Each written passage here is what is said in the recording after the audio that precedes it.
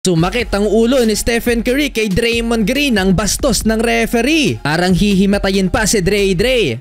Nagbalik na si Draymond Green at hindi makukumpleto ang comeback niya mula sa 5-game suspension kung hindi makapag-angas si Dre sa tres na to. Halfway ng second quarter, Draymond Green nag-stare down sa coaching staffs ng Sacramento. Lobo kasi ang lamang ng Warriors kaya hype na hype si Draymond. Welcome back moment. 6 points lang sa halftime si Dre pero grabe yung energy na dala niya. Well, magandang simula ng Golden State. Hindi lang si Stephen Curry ang nagpagod dahil nakatulong na rin si Andrew Wiggins. 18 points sa first half on 7 of 10 shooting, napaka-efficient. Ganon din si Klay Thompson na nagtala naman ng 17 points, 5 rebounds, 3 3-pointers sa first half. Anyari sa dalawang superstars ng Sacramento, Sabonis at Fox combined with 16 points pero bagsak ang kanilang shooting percentage. Solid start for Steph, parang magtatala pa ng triple-double, 16 points, 8 boards, 5 dimes kahit bugbog si Stephen Curry sa depensa ng Sacramento. Tingnan nyo naman tong apat na defenders na sumabay sa greatest shooter, panis lahat mga idol. Eto naman, papatapos ang second quarter, napa-stretching pa si Stephen Curry. Pwede rin pala sa gymnastics itong si Steph. Gary Payton II naman, hustle.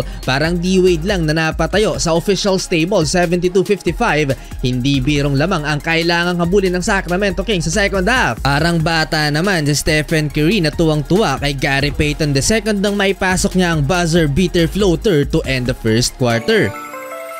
Start of third quarter, parang maiiyak pa si Domantas Sabonis nang makapisikalan si Kevon Looney. On the run mga idol ang Sacramento Kings. Salamat sa 21 points ni Kevin Huerter pero malaki pa rin ang kanilang hinahabol na lamang ng Golden State Warriors. Bumawi si Stephen Curry, muntik nang pinadapa ang defender. Napatulak-tulak pa si Steph. 20-point game na for Stephen Curry at tatlo pa rin ang sumusubok na bantayan ang Warriors superstar and 1 tuloy for Stephen Curry.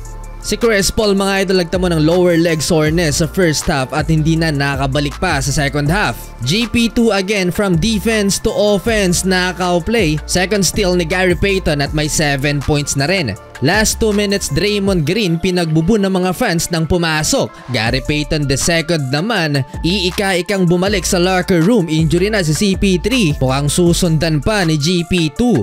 Ang saya kanina ni Draymond Green, napalitan ng galit dahil naibaba na sa 9 na puntos ang lamang ng Golden State Warriors, 95-104. Kailangang manalo ng Golden State ng at least 12 plus points kontra sa Kings para mag-advance sa knockout round. Kung manalo naman dito ang Sacramento or kahit matalo ng 11 points or less, sila ang mag-a-advance mga idol. Fourth quarter mga idol, Draymond Green napisikal, parang nahimatay pa si Dre sa ginawang yon ng kalaban. No call sa play na to dahil giit ng referee, flop daw ang ginawa ni Draymond.